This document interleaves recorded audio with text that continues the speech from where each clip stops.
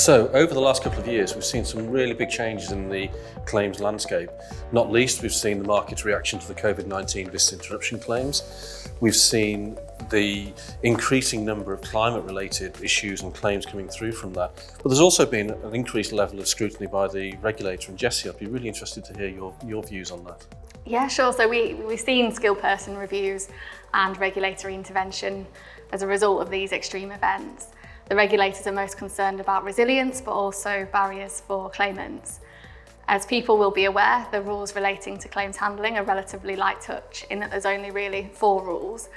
But when the FCA has concerns about claims outcomes, they'll usually pin these against PRIN or CISC, the high level requirements.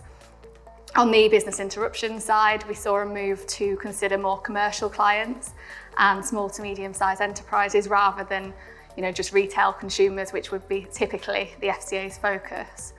And then moving forward, we have the new proposed consumer duty, which will heighten expectations around claims servicing and also consumer support.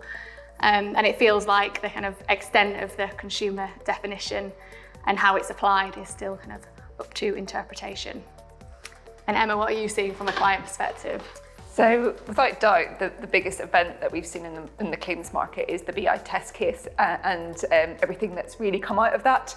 One of the things that I've seen from my clients is that there's a real focus on contractual uncertainty and really getting down to the basics of how does a consumer interpret the policy wording versus the intention of the underwriter versus the legal interpretation.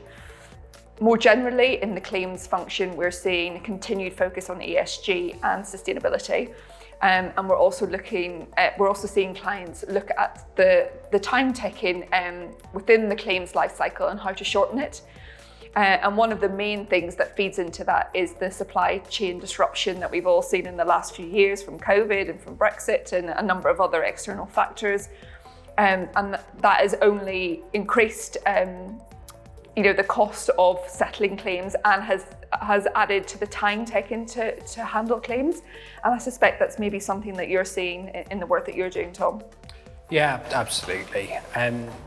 As happy as actuaries are dealing with uncertainty, there's a lot making it very challenging at the moment. We're off the back of Brexit and COVID-19, which have affected inflation rates, have affected the types of claims that insurers are seeing, but have also distorted patterns on which actuarial techniques are so dependent.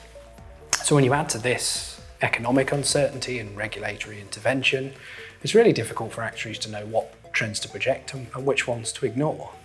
This is also affecting a lot of different types of insurance business and different operations within the insurers themselves, which really aggregates the risk and heightens the level of uncertainty. And it's going to affect things through pricing and underwriting, through to reserving and even the calibration of capital models. So a lot of challenges at the moment.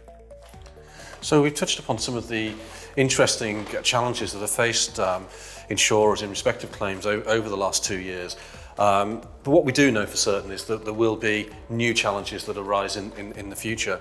So what's really important for the insurance industry is how they set themselves up to respond to those future challenges. It's really important that we have a clear strategy, clear plans and an investment to ensure the basics are absolutely right to deal with those challenges. If that happens, then I'm sure that the industry will respond appropriately to those challenges in the future. Yeah, absolutely. Yeah.